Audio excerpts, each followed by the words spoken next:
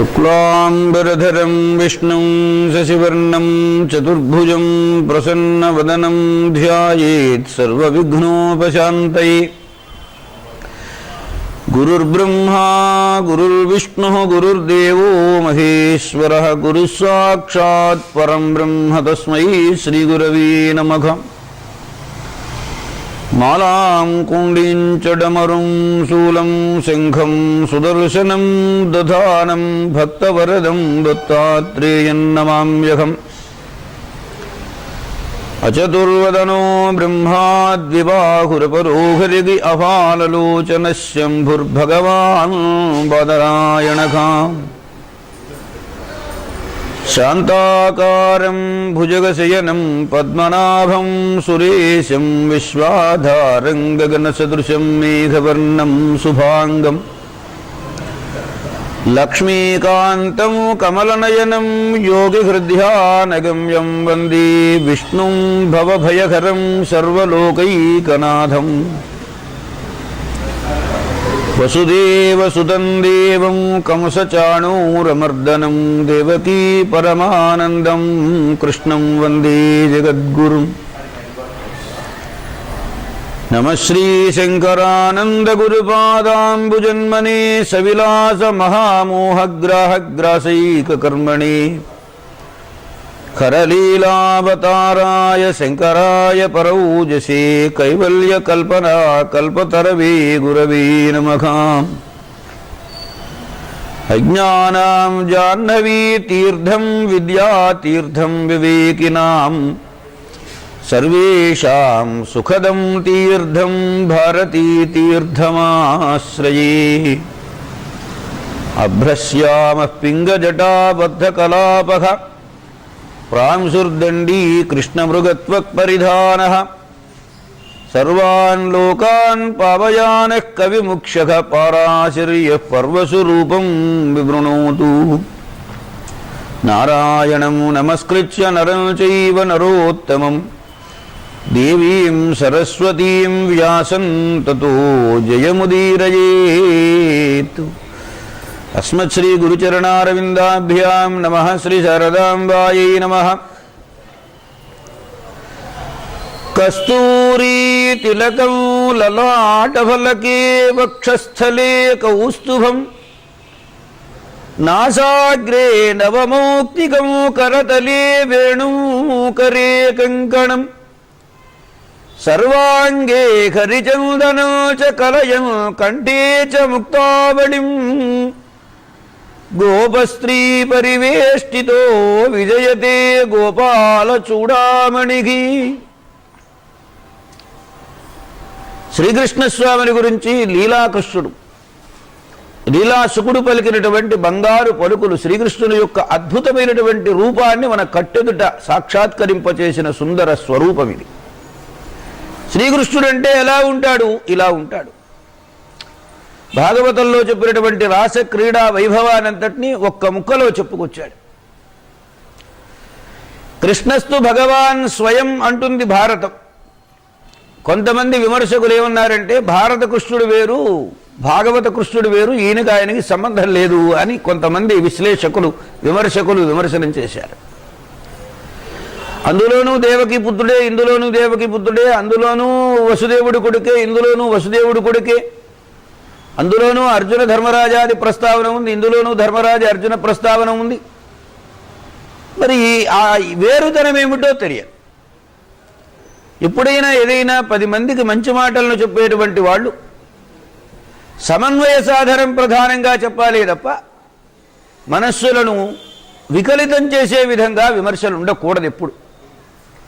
ఎందుకన్నారంటే మూలచ్ఛేదీ కీదిదం పాండిత్యం, నీ పాండిత్యం నీ వరకు పరిమితం చేసుకో, అది ఇతరులకు మంచిని బోధించేందుకు ఉపయోగించు, అంతే తప్ప నాకు ఈ భావంతో వచ్చింది నాకు ఈ భావంతో వచ్చిందని నీ ఇష్టం వచ్చినట్లుగా చెబితే దాన్ని భగవంతుడు మెచ్చడు. సరే, జనం మెచ్చుతారా మెచ్చరా అంటే వారి హృదయ సంస్కారం పైన ఆధారపడి ఉన్నది. గోలోక కృష్ణుని ప్రస్తావన ఉంది దేవీ భాగవతంలో. శ్రీ మహావిష్ణువు నారాయణుని ప్రస్తావన ఉంది భారతంలో భాగవతంలో కూడా. అలాగనే ఈ రెండు అంశాల యొక్క సమ్మిళితమైన స్వరూపం. భారతము దేవీ భాగవతం ప్రకారంగా చూసినట్లయితే బదరికాశ్రమంలో తపస్సును ఆచరిస్తున్నటువంటి నారాయణ మహర్షి అంశ కూడా ఉంది అని చెప్పారు. ముగ్గురు మూర్తుల యొక్క ఏకాకారకమైనటువంటి దివ్య మంగళ స్వరూపమే శ్రీకృష్ణస్వామి వసుదేవనందనుడు భూలోకంలో అవతరించినటువంటి వాడు. భారతంలో శ్రీకృష్ణుడి జన్మాఖ్యాన వృత్తాంతాలు ఏవీ చెప్పలేదు. భాగవత కృష్ణుని పరిధి ఆయన యందు ఏర్పడవలసినటువంటి భక్తి తాత్పర్యమును దృష్టిలో పెట్టుకుని ఆ గ్రంథము రాయబడింది. గ్రంథ తాత్పర్యం వేరు కావచ్చు కానీ పాత్ర మాత్రం వేరు కాదు. ఇది జాగ్రత్తగా అందరూ గ్రహించవలసినటువంటి విషయం. మహాభారతంలోనే స్పష్టంగా చెప్పారు, కృష్ణస్తు భగవాన్ స్వయం. ఇదే విషయాన్ని భాగవతంలో ఒక పర్యాయాలు కాదు 100 పర్యాయాలు చెప్పారు. అడుగడుగునా కృష్ణస్తు భగవాన్ స్వయం. కృష్ణుడు ఎవరు అనుకుంటారేమోరా, కృష్ణుడు భగవంతుడు, కృష్ణుడు భగవంతుడు. ఐశ్వర్యస్య సమగ్రస్య బలస్య యశస శ్రేయహాని షణ్ణాం భగయితీరణ. ఈ పై చెప్పినవి మొత్తముగా ఎక్కడ కూడి ఉంటాయో అట్టివాడు భగవంతుడు భగవంతుడు అన్నారు. మనకేదో 10 రూపాయలు సాయం చేసిన వాడిని భగవంతుడు అంటున్నాం, ఒప్పుకుంటున్నాం. లోకానికంతటికీ రక్షకుడై జగద్రక్షకుడుగా ప్రసిద్ధి పొందినటువంటి శ్రీకృష్ణుడిలో కాస్త వేలెత్తి చూపడం అలవాటు చేసుకుంటున్నాం. ఇది ఎక్కడి సంస్కారమో, ఎవరు నేర్పిన సంస్కారమో మనకైతే అర్థం కాదు.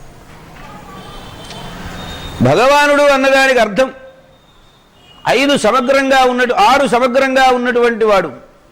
ఎవరి దగ్గర ఉంటాయి? కేవలం ఒక పరమాత్మ దగ్గరే ఉంటాయి. తస్మాత్ కృష్ణ పరం బ్రహ్మ అంటుంది భారతం. కనుక కృష్ణుడంటే ఎవరో కాదు, కృష్ణుడు పరబ్రహ్మస్వరూపమే. మీరు సగుణ సాకారమూర్తిగా కృష్ణుడిగా చూచినా, లేదు అవతారమును దాల్చినటువంటి శ్రీ మహావిష్ణువుగా చూచినా, నారాయణాంశముతో ఆవిర్భవించినటువంటి అత్యుగ్రమైన మహాతపస్సును ఆచరించి అప్సరకాంతలను తృణీకార భావంతో వదిలేసినటువంటి నారాయణ మహర్షి అంశాన్ని చూచినా, లోకాలకు అతీతమైనటువంటి అలౌకిక స్థితిలో ఉన్నటువంటి గోలోక పరమాత్మ అయిన శ్రీకృష్ణుడుగా చూచినా, ఎలా చూచినా కృష్ణస్తు భగవాన్ స్వయం. ద్వైతం, అద్వైతం, విశిష్టాద్వైతం లోకంలో 3 ప్రచారాలు ఉన్నాయి. ద్వైతాద్వైత విశిష్టాద్వైతాలలో శ్రీకృష్ణుని మాటలు కొంచెం జాగ్రత్తగా గుర్తుపెట్టుకోవాలి. జీవుడు జీవుడే, ఈశ్వరుడు ఈశ్వరుడే అంటుంది ద్వైతం. జీవుడు ఈశ్వరుడు ఇద్దరు వేరువేరే కానీ కొంచెం కలుస్తారండి అంటుంది విశిష్టాద్వైతం. అద్వైతం ఏం చేస్తుందంటే జీవో బ్రహ్మైవ నా అపరహ ఉపనిషద్వాక్యం. జీవుడు జీవుడే కానీ జీవుడే పరమాత్మ, పరమాత్మయే జీవుడు. జీవత్వ భావన కాలం వేరు, పరమాత్మ భావన కాలం వేరు. ఈ 2 తేడాలే చెబుతుంది అద్వైతం. మీకు అద్వైతం బాగా అంటే కృష్ణుని గురించి చెప్పుకుంటున్నాం కనుక ఇవాళ అద్వైతాన్ని గురించిన 2-3 మాటలు అవసరాన్ని బట్టి చెప్పడం. లోకల్లో చాలామందిని ఎవరైనా ఏమండి అని పిలిచారనుకోండి తలుపు తట్టి, ఎవర్రా అడుగుతారుగా. అడగగానే మనం ఏమంటున్నాము? నేనండి అంటున్నామా? నేనని ఎక్కడ చూపిస్తున్నాము? హృదయం దగ్గర చూపిస్తున్నాం. దీనికి భగవద్గీతలో ఏం చెప్పారు? ఈశ్వర సర్వభూతానాం హృద్దేశే అర్జున తిష్టతి. అర్జున, ఈశ్వరుడు ఎక్కడో లేడయ్యా, ప్రతి హృదయంలోనూ ఉన్నాడు, నివాసం చేస్తున్నాడు. అంటే నేను అని ఇక్కడ చూపించాడంటే ఇక్కడ హృదయం ఇక్కడేగా ఉంది, ఇక్కడ లేదుగా, ఇక్కడ లేదుగా, ఇక్కడ లేదుగా. కనుక నేను అని ఇట్లా చూపిస్తున్నాడంటే నేను అని అందరూ అంటున్నారుగా. అహం మార్జాల, అహం శునక, అహం మానవ, అహం స్త్రీ, అహం పురుష, అన్నింటిలో నేను ఉందే లేదా? ఆ నేనెవరు? వీడు ఇక్కడ చూపిస్తున్నాడు కనుక. ఇప్పుడు ఇద్దరు ఒకరా చాలామందే? చెప్పండి. ద్వైతం కుదురుతుందా? విశిష్టాద్వైతం కుదురుతుందా? అద్వైతమే కుదురుతుంది. అద్వైత సామ్రాజ్య వైభవానికి మచ్చు తునక ఈ ఉదాహరణ, ఇంతకు మించి చెప్పక్కర్లేదు. అటువంటి అద్వయ పరబ్రహ్మ స్వరూపం అని చెప్పుకున్నా కృష్ణస్తు భగవాన్ స్వయం అన్వయమవుతుంది. భారతంలో కృష్ణుడు రాజనీతిజ్ఞుడుగా కనబడతాడు, భాగవతంలో పరమాత్మగా కనబడతాడు. ఇది గ్రంథ తాత్పర్యంలో ఉన్న చిన్న భేదం. అట్టాగని కేవలం అక్కడ రాజకీయ చాతుర్యం లేనివాడుగా ఎక్కడా వ్యాసుల వారు చెప్పలే. ఆయన ప్రదర్శించిన రాజకీయ చాతుర్యాలు అక్కడ ఉన్నాయి. ఆయన రాజసూయాధ్వరం నిర్వహణం చేయడానికి పక్కనే ఉన్నటువంటి వాడు. ఇక మహాభారతం వరకు తీసుకుంటే శ్రీకృష్ణునకు సంబంధించినటువంటి కొన్ని సన్నివేశాలు ఆ సన్నివేశాల్లో ఆయన ఎలా ప్రవర్తించాడు అంటే మీరు ఊరికే మీకు తోచిన వాడ కృష్ణస్తు భగవాన్ స్వయం అంటే సరిపోతుందా? అన్వయం కుదరద్దు. ఆయన దేవుడు అంటున్నావు 10 రూపాయలు ఇవ్వగానే, అలాగనే కృష్ణుడు కూడా దేవుడే. నువ్వు చెబితే దేవుడు అని ఒప్పుకోవాలా? ఉదాహరణ చూడాలి. భగవద్గీతలో శ్రీకృష్ణస్వామి ఏమని చెప్పారు? పరిత్రాణాయ సాధూనాం వినాశాయ చ దుష్కృతాం ధర్మ సంస్థాపనార్థాయ సంభవామి యుగే యుగే అంటున్నారు. ఆయనకి 3 పనులు. ఏమిటా 3 పనులు అంటే, ఒకటి సజ్జనులను పరిపాలించడం, రెండవది లోకంలో గడబిడలు లేకుండా జాగ్రత్తగా చూడడం, ఈ 3వది సంహారం చేయడం. ఇవి సృష్టి స్థితి లయములు అంటారు. ఇవి భగవంతుడు చేసే పనులు. బ్రహ్మ విష్ణు మహేశ్వర స్వరూపంలో ఆ 3 కృత్యాలను నిర్వహిస్తున్నవాడు ఒక్కడే. ఇక్కడికి వచ్చేటప్పటికి ఈ శ్లోకం మీద తాత్పర్యం సత్పురుషులను కాపాడడం, దుర్మార్గులను అంటే సత్పురుషులు సత్కార్యములను ఆచరించకుండా అడ్డుపడే వాళ్ళను అడ్డు తొలగించడం, తరువాత భవిష్యత్ కాలంలో ఈ ధర్మాన్ని విశ్వసించి అనుసరించేటువంటి వాళ్లకు బాసటగా నిలిచే వ్యవస్థను ఏర్పాటు చేయడం. 3 అంశాలు. దేవాలయాలు ఎందుకు? ఎప్పుడో మన తాతగారో ముత్తాతగారో కట్టించారు, అయిపోయింది. మళ్ళీ దాన్ని శుభ్రంగా మళ్ళీ వెళ్ళవేస్తున్నాం, చలవరాడు పరుస్తున్నాం. ఎందుకంటే మన తర్వాతి తరం వాళ్ళకు కూడా ఇది ఉపయోగపడాలి. మన వాళ్ళు అందించిన వారసత్వ సంపదను అనుభవించే యోగ్యత మన తర్వాతి తరాల వాళ్ళకు ఉండాలి అనేగా ఇది ధర్మ వ్యవస్థ అంటే. ధర్మము కాపాడబడడానికి ఏవి అవసరమో ఆ వనరులను ఏర్పాటు చేయడం కూడా భగవంతుడి పని. ఒక్కొక్క కాలంలో ఒక్కో రూపంలో చేస్తాడు. నేను ప్రతి యుగంలో ఇందుకోసం అవతరిస్తున్నాను అని చెప్పారు.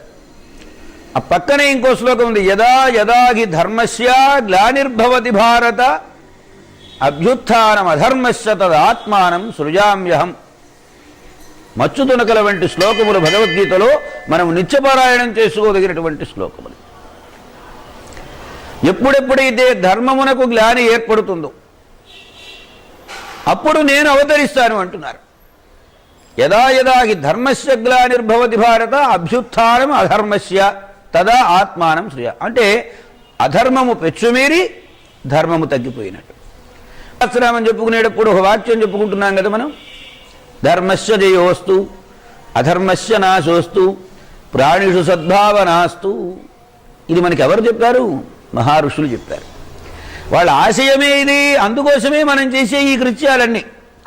నేను విష్ణు సహస్రనామం చేస్తున్నా గనక నాకు 10 కోట్లు కలిసి రావాలి అని కాదు విష్ణు సహస్రనామం. లోకా సమస్తా సుఖినో భవంతు ధర్మస్య జయోస్తు అధర్మస్య నాశోస్తు. అధర్మస్య నాశోస్తు ఎందుకన్నాను? ఇప్పుడు మంచివాడిని మంచివాడన్నా పర్వాలేదు, మంచివాడు అనకపోయినా పర్వాలేదు. చెడ్డవాడిని చెడ్డవాడంటే వాడి కోపం రాదు. అందువలన దానికంటే ధర్మస్య జయోస్తు అనడంలోనే ఔచిత్యం ఉంది. కానీ ఈ మాట ఎందుకన్నారంటే, మరి ధర్మమునకు అప్పుడప్పుడు అడ్డు ఏర్పడుతుంది కాబట్టి అధర్మం అది కొంచెం పక్కకి తొలగితే బాగుండును అని కోరుకోవడంలో ఉద్దేశ్యం. దీని ద్వారా మనకు ఏర్పడేదేమిటి? ప్రాణిషు సద్భావనాస్తు. ప్రాణులందరి యందు మంచి భావన కలిగి ఉండాలి. మంచి భావన అనేటువంటిది ఒక మాట అయితే, సద్రూపంలో ఉన్నటువంటి పరబ్రహ్మ స్వరూపమే సర్వాత్మకము, అందరిలో ఉన్నది పరమాత్మయే అనేటువంటిది కొంచెం లోతైన భావం. సరే, ఇక ప్రకృతానికి వస్తే కృష్ణ పరమాత్మ 3 పనులు పెట్టుకొని వచ్చాడు.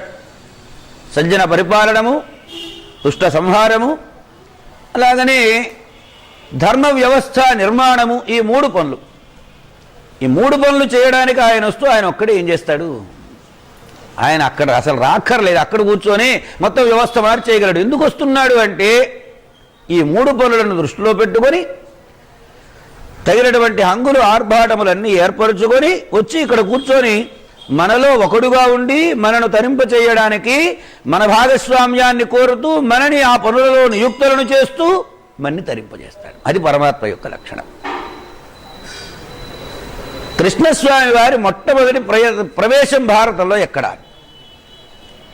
ఆది పర్వంలో శ్రీకృష్ణ పరమాత్మ, బలరాముడు, తర్వాత ప్రద్యుమ్నుడితో సహా అక్కడికి వచ్చాడు. అంటే ప్రద్యుమ్నుడు అప్పటికి పుట్టి ఉన్నాడు. ద్రౌపది స్వయంవరం నాటికి కూర్చున్నారు అందరూ. మత్స్యయంత్ర భేదనం చేయడానికి బలరాముడు కృష్ణుడి వంక చూస్తున్నాడు. రా అబ్బాయి ఏం చేద్దాం అన్నట్టు. అంటే అన్నయ్య ఊరుకో, అది మనకు చెల్లెలు వరస అవుతుందన్నాడు. ఇంతకుముందు పాంచాల రాజ్యపు కన్యలను ఇటు యదువంశంలో చేసుకోవడం అనేది ఒక ఆచారం ఉంది, ఇచ్చిపుచ్చుకోవడాలు. ఇదేమిట్రా చెల్లెలు వరస అవుతుందంటాడేమిటి అనుకుంటున్నాడు ఈయన. అన్నీ తెలిసిన పరమాత్మ ఆయన, కొన్ని మాత్రమే తెలిసిన వాడు బలరాముడు. ఎందువలన ఇలాగా ప్రశ్న వేసుకుంటే దానికి సమాధానం ఒకటే. మత్స్య కూర్మో వరాహశ్చ నారసింహశ్చ వామనః రామో రామశ్చ రామశ్చ బుద్ధః కల్కిరేవచ దశావతారములు. కృష్ణావతారం దశావతారాల అవతారం కాదు, స్వేచ్ఛావతారం. ఈ అవతారాలు ఎక్కడి నుంచి వచ్చినాయి ఆయనకు? అంబరీషుణ్ణి పరీక్షించడం కోసం దుర్వాసుడు వెళ్ళినప్పుడు దుర్వాసుడు అంబరీషునకు పెట్టిన శాపమును తాను అనుభవిస్తారని అంగీకరించాడు కాబట్టి ఇవి శాపావతారములు అన్నారు పెద్దలు. బలరామావతారం శాపావతారం, కృష్ణావతారములకు శాపం ఏం లేదు. ఆయనగా ప్రార్థన చేయబడి బ్రహ్మాదుల చేత అక్కడి నుంచి వెళ్ళారు, ఇక్కడికి తాను రావాలనుకున్నాడు, వచ్చాడు. కొంచెం కంపారిజన్గా చూస్తే రామావతారం కృష్ణావతారం కొంచెం కలిసినట్టుగా ఉంటాయి, కొంచెం భిన్నంగానూ ఉంటాయి. రామావతారం ప్రకారంగా రామావతారంలో కూడా దేవతలందరూ ప్రార్థిస్తేనే వచ్చాడు. మానవుడుగానే పుట్టాడు, మానవుడిగానే పెరిగాడు. కొన్ని అక్కడక్కడ మానవాతీతములైన కృత్యములను నిర్వహించినా నేను మానవుండే అని చెబుతూనే ఉన్నారు అనుక్షణం. దాని కారణాలు దానికి వేరే ఉన్నాయి. చిత్రం ఏమిటంటే అక్కడ తాటకా సంహారంతో ప్రారంభం రామావతారం, ఇక్కడికి వచ్చేటప్పటికి పూతనా సంహారంతో ప్రారంభం. తాటకా స్త్రీయే, పూతన స్త్రీయే. అంటే అధర్మపరులైనటువంటి వాళ్ళు స్త్రీలా పురుషులా అని విచారించకుండా సంహరించవలే అనేటువంటిదే న్యాయం, అదే ధర్మం. ఇంకో చిత్రం ఏమిటంటే తాటకను సంహరించేటప్పటికి 15 ఏళ్ళు నిండి 16వ ఏడు జరుగుతోంది రాముడికి. ఈయన నెల రోజులో 2 నెలల పసిబాలకుడు ఈయన, ఏది పూతనను సంహరించి. అందువలన రామచంద్రమూర్తి 11,000 సంవత్సరాలు జీవనం చేశారు. అదే కృష్ణుడి దగ్గరికి వచ్చేవాడికి 125 సంవత్సరాలు అన్నారు. 125 సంవత్సరాల్లో అక్కడ చంపవలసిన లిస్టు కంటే ఇక్కడ చంపవలసిన లిస్టు 10 రెట్లో 20 రెట్లో ఉంది. అంటే యుగం మారింది కదా. త్రేతాయుగంలో ఉన్న ధార్మిక వ్యవస్థకు ద్వాపర యుగంలో ఉన్న ధార్మిక వ్యవస్థకు తేడా ఉంటుందా ఉండదా? ఇక్కడ సంఖ్యాబలం బాగా పెరిగింది. వరసను బట్టి మునువు బట్టి ఒకరి తర్వాత ఒకరు చంపుకుంటూ రావాలి. అలా చంపుకుంటూ కంసాది సంహారం అన్నీ చేసుకుంటూ వస్తున్నారు ఆయన. దానితో పాటు భక్తుల సంరక్షణము చేస్తున్నారు. ఇలా కృష్ణావతారం మొట్టమొదట ప్రకాశితమైంది మహాభారతంలో ద్రౌపదీ స్వయంవరం దగ్గర. స్వయంవరంలో అర్జునుడు వచ్చి బ్రాహ్మణ రూపంలో భేదనం చేశాడు మత్స్యయంత్రాన్ని. భేదనం అయిన తర్వాత దేవుడు బ్రాహ్మణుడు వచ్చాడు, మనకి బావా అంటున్నాడు, చెల్లెలు వరస అవుతుందంటున్నాడు, వాడు నాకెక్కడి బావా అనుకుంటున్నాడు బలరాముడు. సరే రా నాతోటి అని వెంటబెట్టుకొని సాత్యగిరి వెంటబెట్టుకొని పాండవులు ఎక్కడున్నారో ఆ గృహానికి వచ్చాడు. ఆ గృహంలో వాళ్ళని చూచారు, పలకరింపులైనవి. కుంతీదేవిని పలకరించారు, ధర్మరాజుని పలకరించారు, వెళ్ళిపోయినారు. అంటే ఆగతానాగత జ్ఞాన సంపత్తి ఉన్నటువంటి వాడు భగవంతుడు.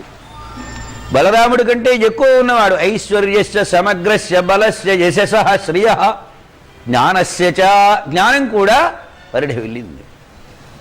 మొట్టమొదట ప్రతిపాదనం చేస్తున్నారు భారతంలో. ఇక రెండవ సన్నివేశం రాజసూయ మహాధ్వరానికి ప్రణాళికకు ముందు వచ్చాడు. ధర్మరాజు గారికి ఒక విశ్వాసం, ఏదైనా తాను సొంతంగా చేయగలడు, తాను తలుచుకున్న పని ఏదైనా చేయగలడు.